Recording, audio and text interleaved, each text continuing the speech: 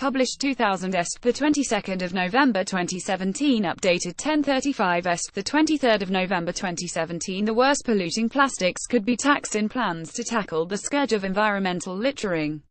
Philip Hammond announced a consultation that will consider how taxes or charges on single-use plastics could cut down on waste, an issue on which the Daily Mail has campaigned. His pledge follows a shocking episode of the BBC's Blue Planet 2 in which the death of a pilot whale calf was blamed on chemical contamination of its mother's milk, with plastics probably playing a role in the contamination. Chancellor Philip Hammond has announced a consultation into how taxes or charges on single-use plastics could help reduce the use of some of the worst polluting plastics. Mr. Hammond said he would investigate how the tax system and charges on single-use plastic items, such as coffee cups and product packaging, could reduce waste. Environment campaigners and MPs welcomed the plans, but called for action as soon as possible. Criminal gangs who blight the countryside by illegally dumping waste will be hit with punitive taxes. Ministers want to crack down on offenders who make money by taking away waste and dumping it on sites without permission. Currently, they can face criminal sanctions if they're caught abusing the rules. But from April next year they will also be hit with a landfill tax they would have had to pay if they were dumping the waste lawfully. The government has revealed plans to crack down on fly tippers. More than 1,000 illegal waste sites were discovered last year in the countryside and on open land in towns and cities. The problem of the sites, such as the one pictured at Muswell Hill in North London, is thought to cost more than £600 million a year. As well as household and industrial waste, the sites are also used to commit fraud involving recycling fees. Officials said there was a problem with sophisticated gangs making money by getting round the rules. A Treasury source said Mr. Hammond wants to tax the culprits as if they were a legitimate company as well as hitting them with fines. The current rate for the landfill tax is £86 per tonne.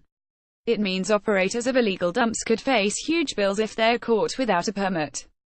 Mr. Hammond said he and Environment Secretary Michael Gove would investigate how the tax system and charges on single-use plastic items, such as coffee cups and product packaging, could reduce waste. Audiences across the country, glued to Blue Planet 2, have been starkly reminded of the problems of plastics pollution, the Chancellor said.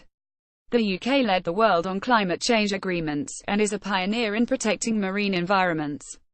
Now I want us to become a world leader in tackling the scourge of plastic, littering our planet and our oceans. The Mail has campaigned to tackle plastic items contaminating our rivers, seas and wildlife. Our Ban the Bag campaign led to a 5p charge on single-use plastic bags that is credited with an 85% reduction in the use. Another successful campaign to ban toxic plastic microbeads in cosmetics culminated in a ban due next year. Now the government is seeking to tackle the issue of single-use containers. More than 2.5 billion disposable cups are thrown away every year in the UK, which equates to around 7 million every day. Just 1 in 400 is recycled.